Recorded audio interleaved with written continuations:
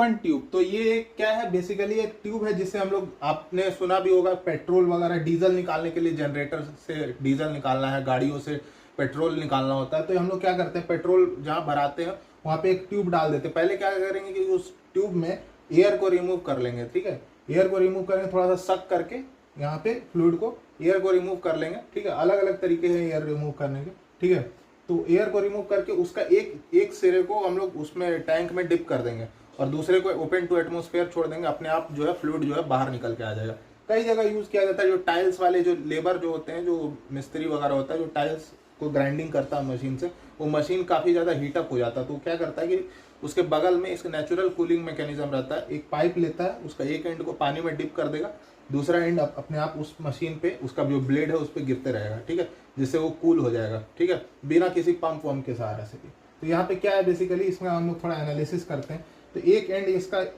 जैसे इसमें क्या क्वेश्चन पूछा जा सकता है कि पॉइंट यहाँ पे जो भी फ्लूइड निकल रहा है उसका डिस्चार्ज निकालो, तो बर्नौलीज इक्वेशन 1 और 2 के बीच में लगा दो, P1/ρg V1/2g/Z1। यहाँ पे हम लोग डेटम मान लेंगे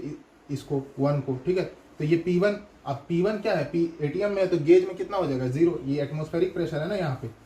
1 पॉइंट पे। V1 क्या है, बड़ा रिजर्वायर है, एरिया काफी ज्यादा है, तो वेलोसिटी कंटिन्यूटी इक्वेशन से काफी कम होगा, तो ये नेग्लेक्ट हो गया, Z1 भी 0 हो गया। तो यहाँ से मेरे पास V2 जो आ जाएगा √2gZ2, इसको हम लोग एरिया से मल्टीप्लाई कर देंगे जो भी पाइप का, तो यहाँ से डिस्चार्ज पता लग जाएगा। अब इसमें एक सवाल पूछा जाता है कि ये H का मैक्सिमम वैल्यू क्या है जिसके लिए ये ट्यूब जो है क्लॉग नहीं करे, मतलब इसमें वेपर बबल्स नहीं बने। क्या होता है, रुको समझते हैं। बर्नौलीज इक्वेशन अगर हम लोग 1 पॉइंट और C पॉइंट के बीच में लगाएं, अच्छा एक चीज और, जब यहाँ भी प्रेशर एटमॉस्फेरिक प्रेशर, यहाँ भी प्रेशर एटमॉस्फेरिक प्रेशर है, तो ये पानी ऊपर चढ़ कैसे रहा, ये भी एक सवाल है। तो हम लोग यहाँ से समझते हैं, Bernoulli equation between 1 and C लगाएंगे, तो यहाँ पे देखो P1/ρg, तो P एटीएम में 0 हो जाएगा, V1 भी 0 हो जाएगा, Z1 भी 0 हो जाएगा, तो यहाँ से PC, यहाँ पे जो प्रेशर है वो क्या आ जाएगा, माइनस का Vc²/2g + H। देखो ये प्रेशर निगेटिव है, मतलब यहाँ पे वैक्यूम प्रेशर बन गया, तो वैक्यूम है तो हाई प्रेशर से लो प्रेशर फ्लूइड ड्रिफ्ट करेगा, और एक बार ये यहाँ पे चढ़ गया तो यहाँ पे तो ग्रेविटी की वजह से नीचे फॉल कर जाएगा। तो यहाँ पर ये जो पीसी है, जैसे जैसे हम लोग ये हाइट बढ़ाएंगे, ये पीसी ऑटोमेटिक कम होते जाएगा, होते जाएगा, होते जाएगा।